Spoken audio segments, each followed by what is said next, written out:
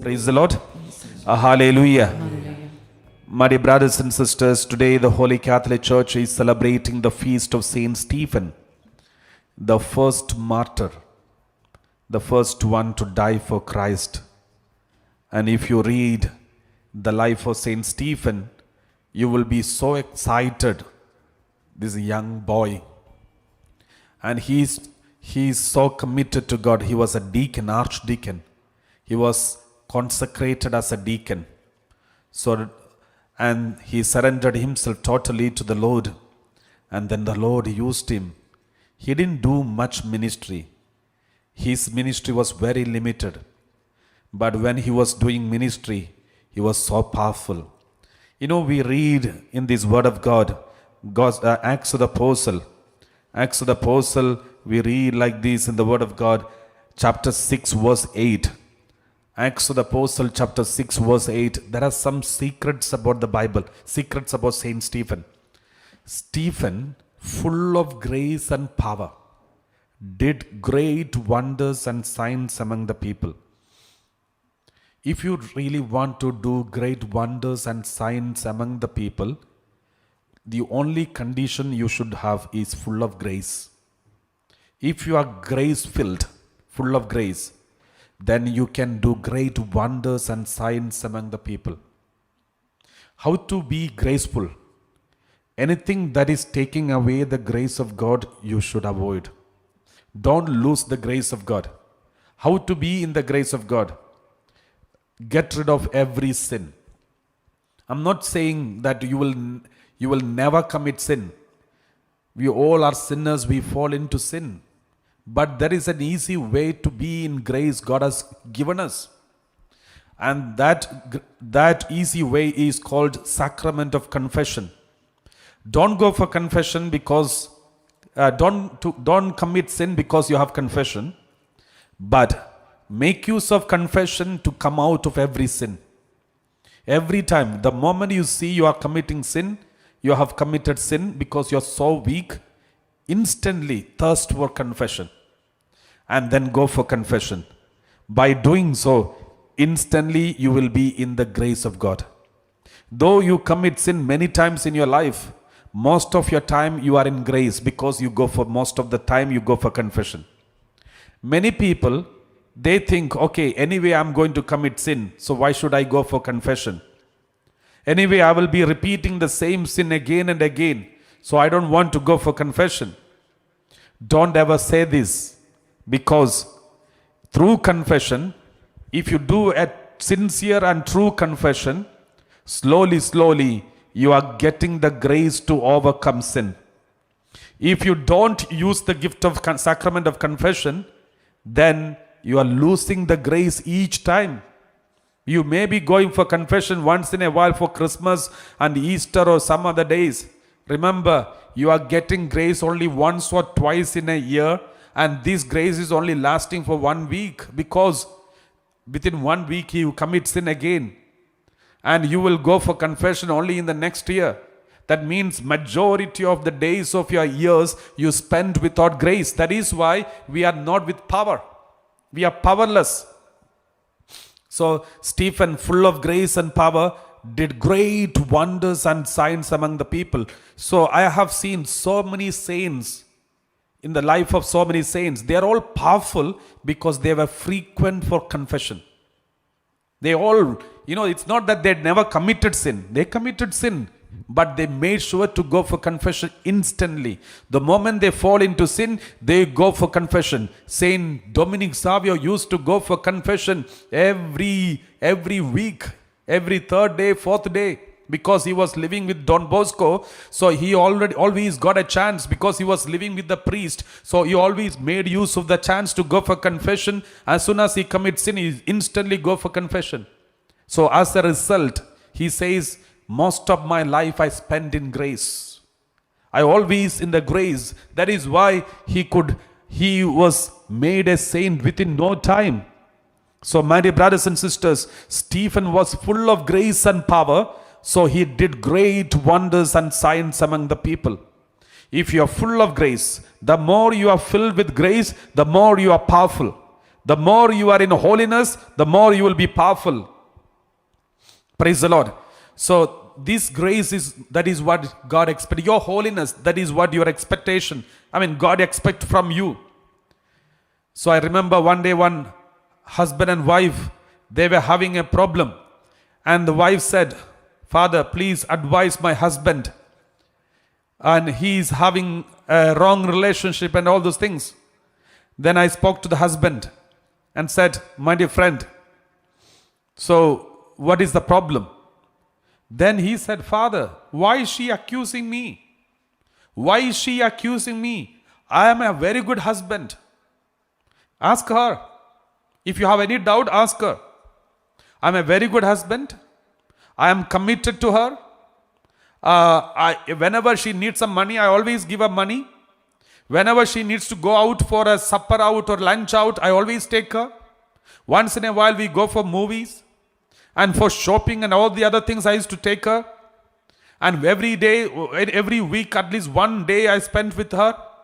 Because I'm so busy with so many things, I always get only one day to spend with the whole family. But I used to be committed to that. I never hurt her. I never shouted at her. Ask her. Then I looked at this lady and she was keeping quiet. I asked her, is this true? Then she said, yes, Father. Whatever he said is true. Then I was so happy with him. So he, because he's a very good man, he's so good. Then I was wondering why this lady is accusing him. So he was going on speaking about all the good things he used to do with his wife. And then at the end, I asked this lady, what is the problem? What is your accusation against him? Then the wife said, Father, whatever he said is true. He is giving money, he is supporting me, he is helping me, he never get angry, he take me out for lunch and movies, and he used to spend time with me, he never shouted at me, he never hurt me. That's all true. Then what is your problem?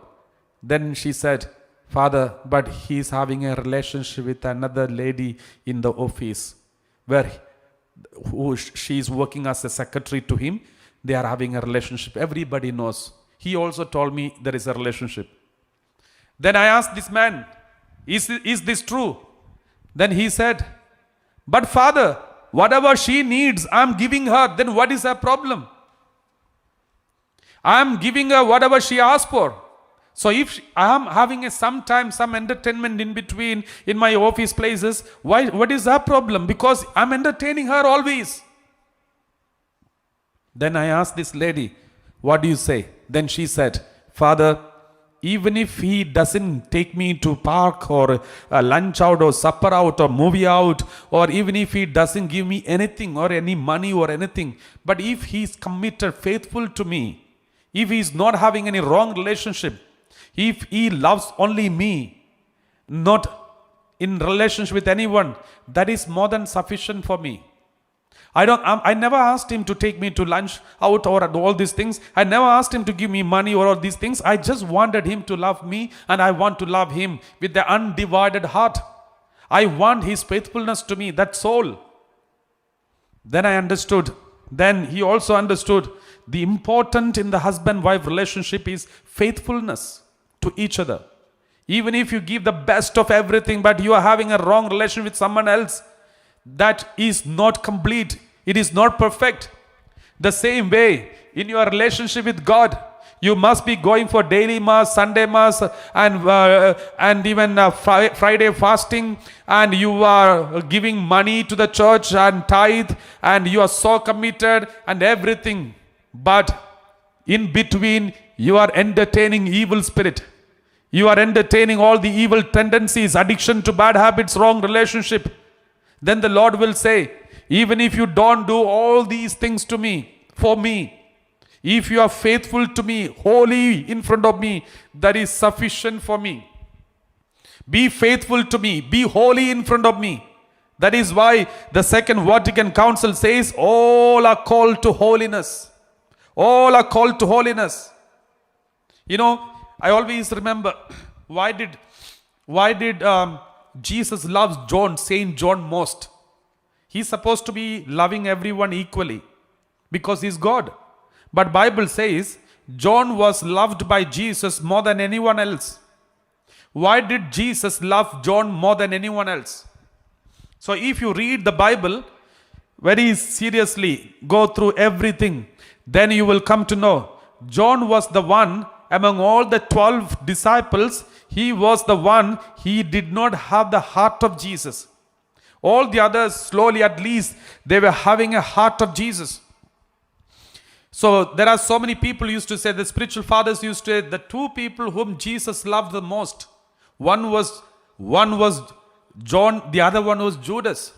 Because Jesus knew Judas had some weaknesses connected to money. His biggest desire was money. That is why Jesus entrusted the money purse in the hand of Judas. Judas, if this is your weakness, I will never take it away from you. You take it and use it.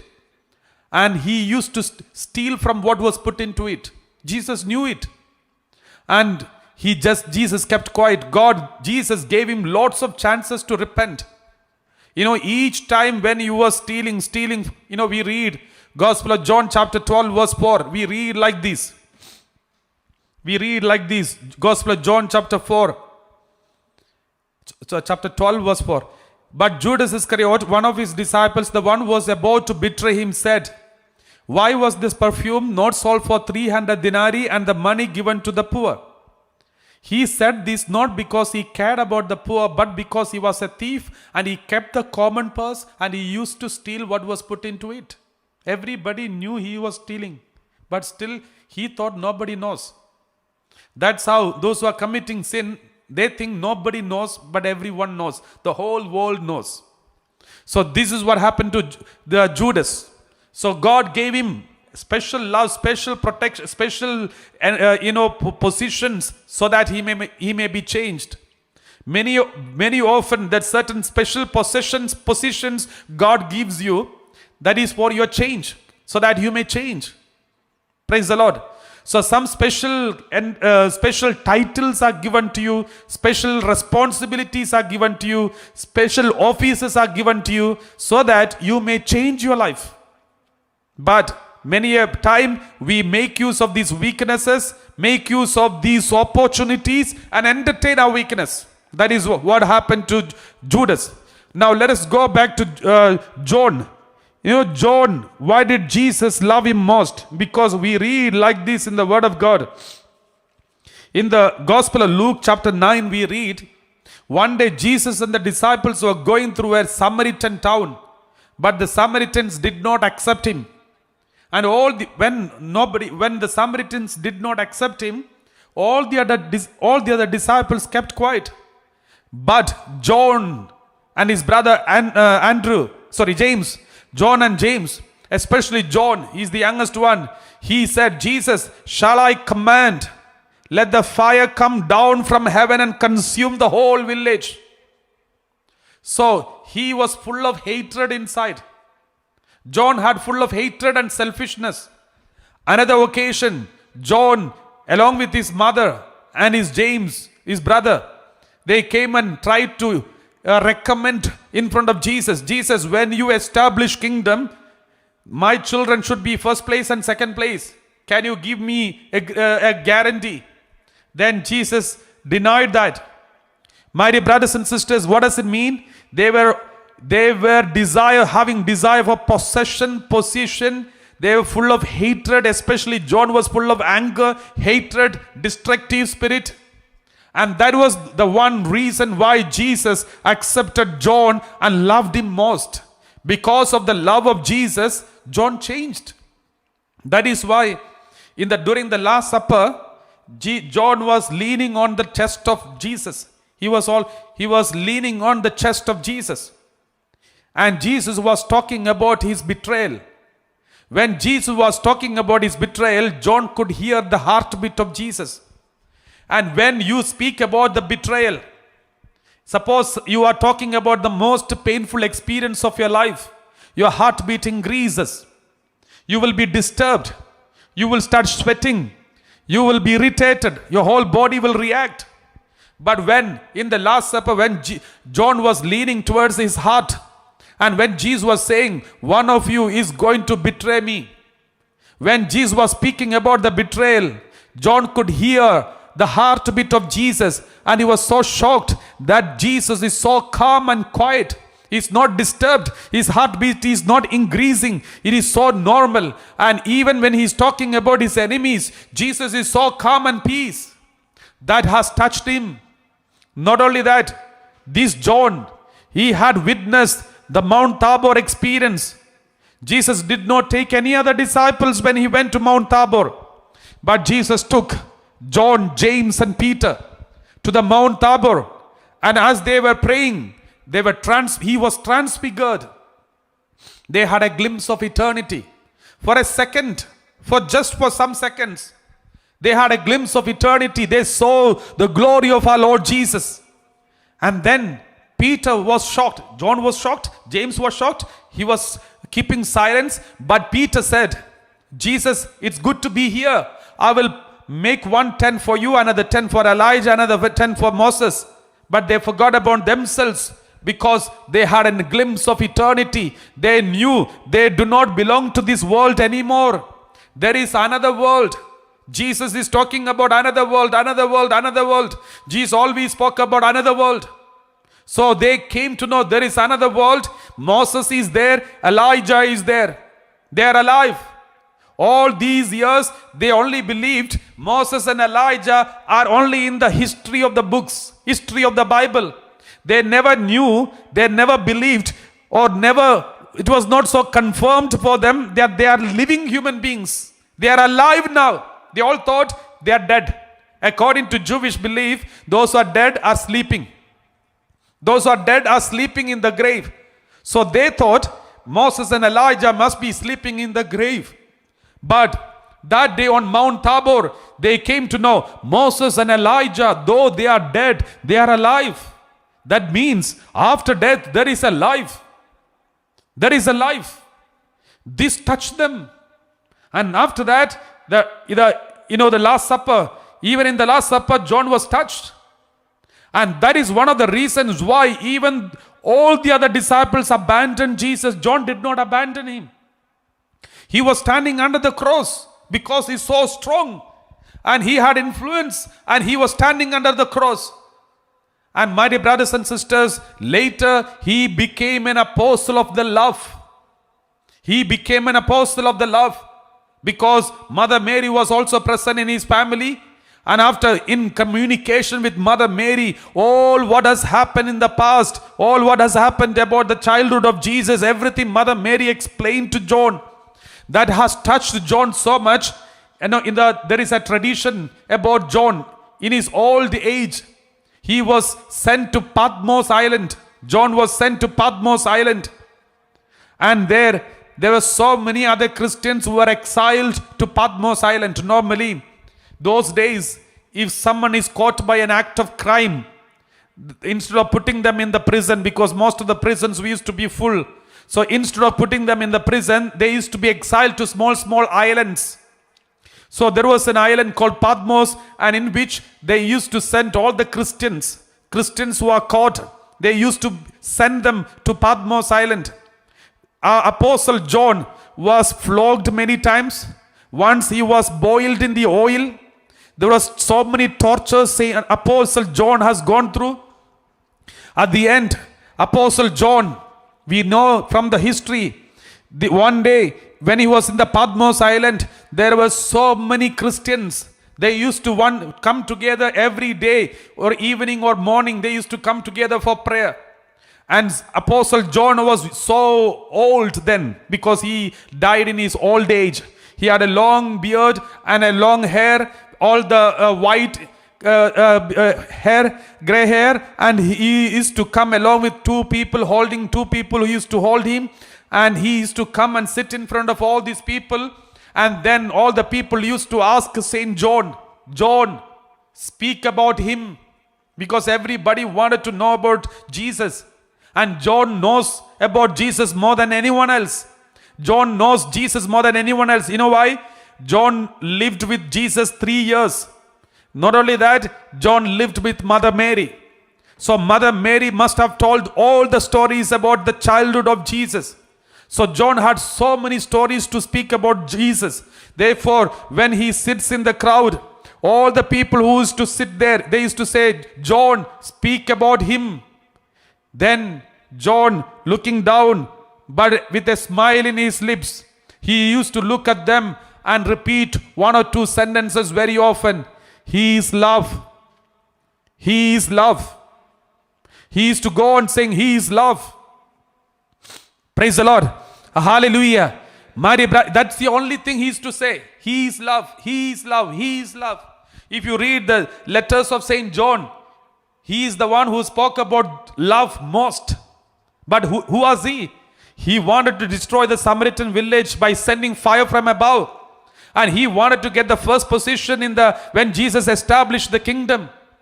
He was so selfish, but now he's totally changed. My dear brothers and sisters, this is very important. When you live with Jesus, when you hold on to Jesus, your whole character will be changed. If you stay with Jesus, when you listen to the word of God every day. Now, we used to get so many emails and mobile messages from the WhatsApp saying, Father, we started attending this live streaming from March onwards. We are very regular. We go and listen to all the preachings. We attend all the services. And now our family is changed. All are converted. There is peace, joy, happiness in our family. Let me tell you, my dear brothers and sisters, when you attend these live streamings, listen to the word of God, read the word of God, sing together and worship. If it doesn't change you, then there is some problem in our worship. When you are with Jesus, it will totally change you. There are people, I have seen many people who serve God 24 hours inside the church, inside many places, inside the parish, serving from the altar, or singing, or maybe some other duties. They are working hard for the Lord for many years, but character is not changed. Same character. Selfishness increased. Stubbornness increased. Anger increased. And all the pride increased. That's a clear sign you're not serving God. You're serving yourself. That is a clear sign there is a big problem. All this ministry, all whatever that you do, thinking that you are doing for God, it is not for God. If it was for God, you will have a total change in your life. Your character will be completely changed. Just like all the disciples, the whole character, Saint John, his character was changed before the Pentecost experience. And almost all the other disciples, they had their character changed as soon as the Pentecost happened. Their whole character changed. Peter was afraid of women, afraid of prison, he was afraid to confess his faith.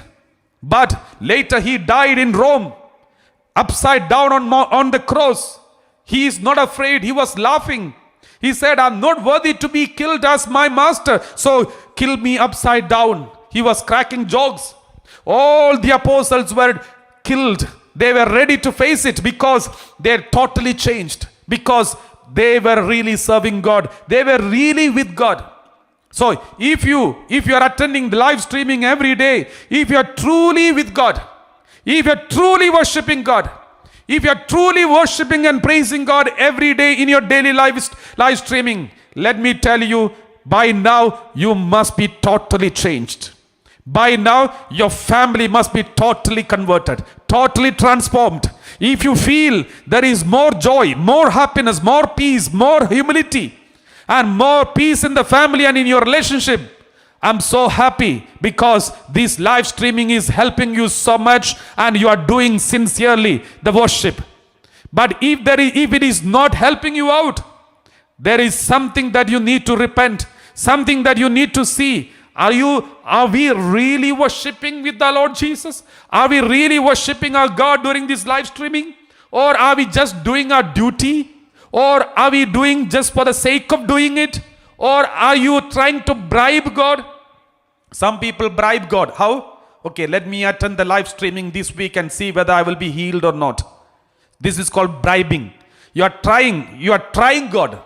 So this bribe will not work in front of God. My dear brothers and sisters, you should attend the live streaming not for healing, but to worship Him.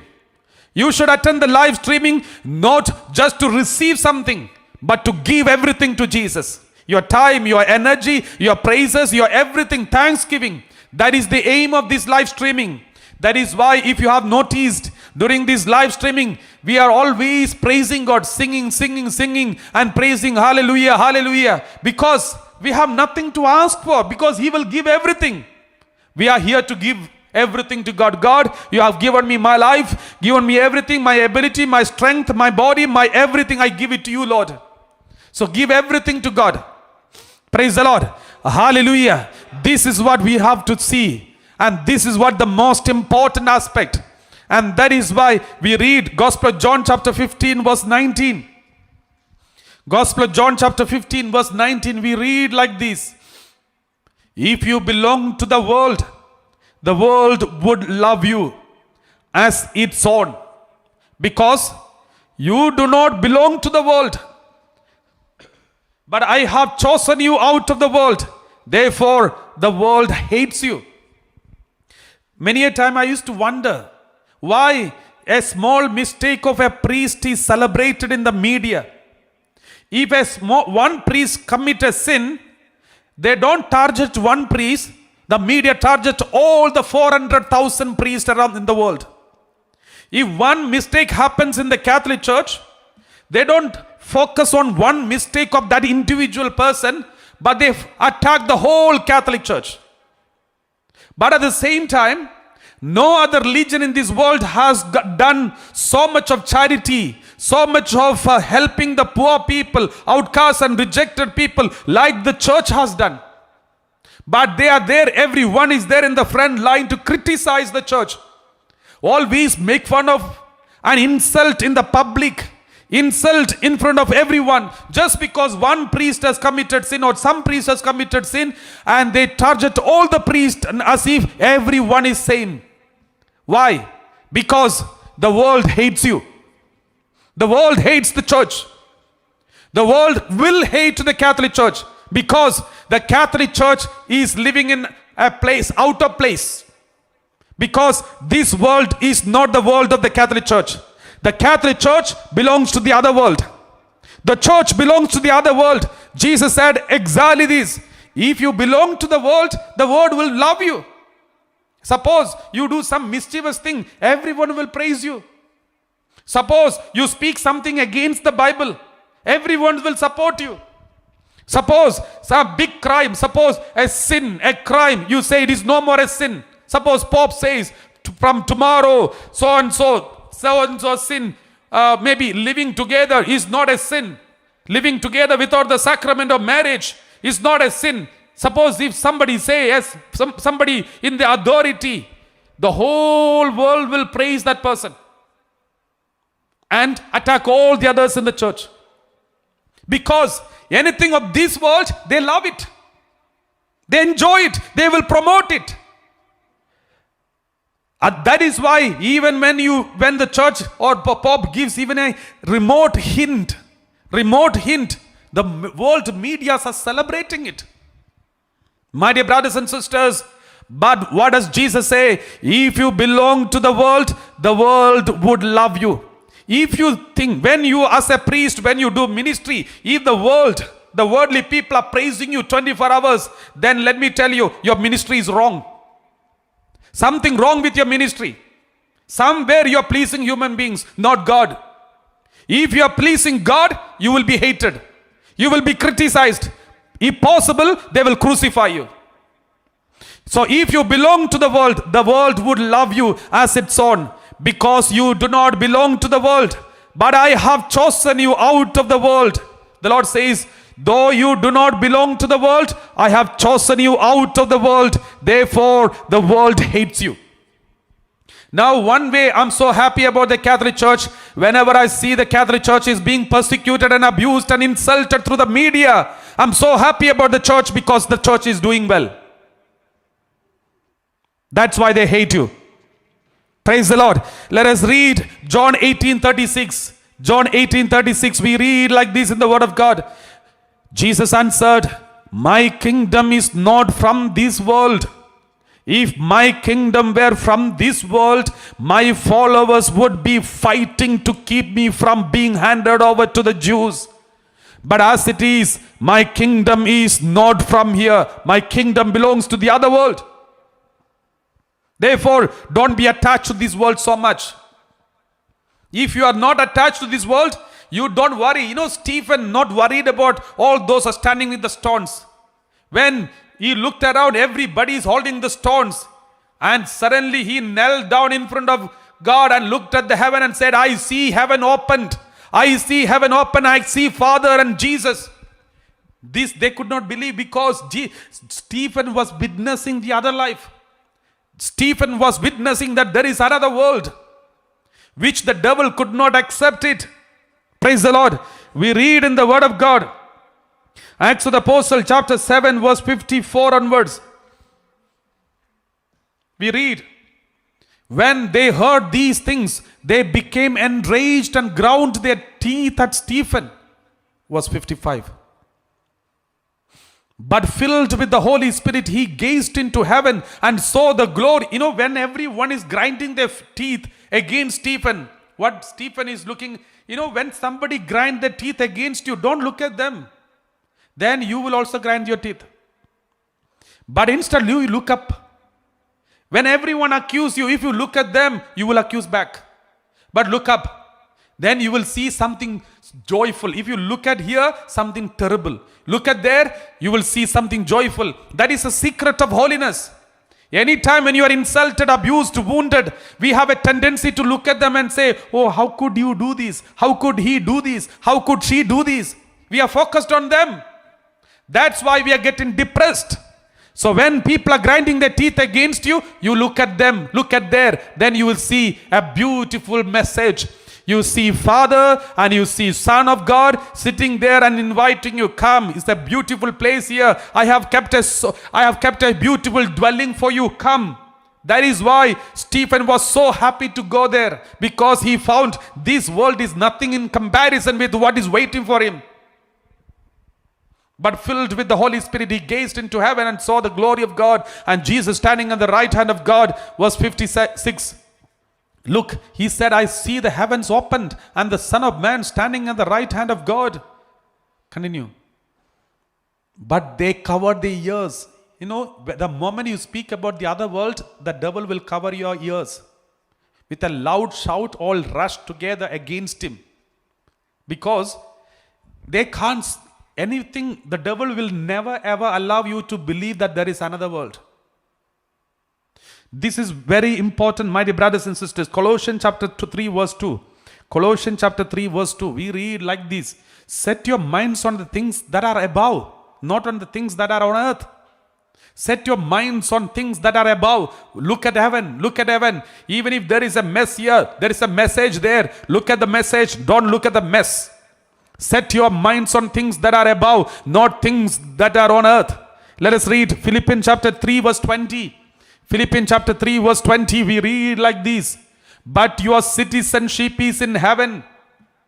It is from there that we are expecting a Savior, the Lord Jesus Christ.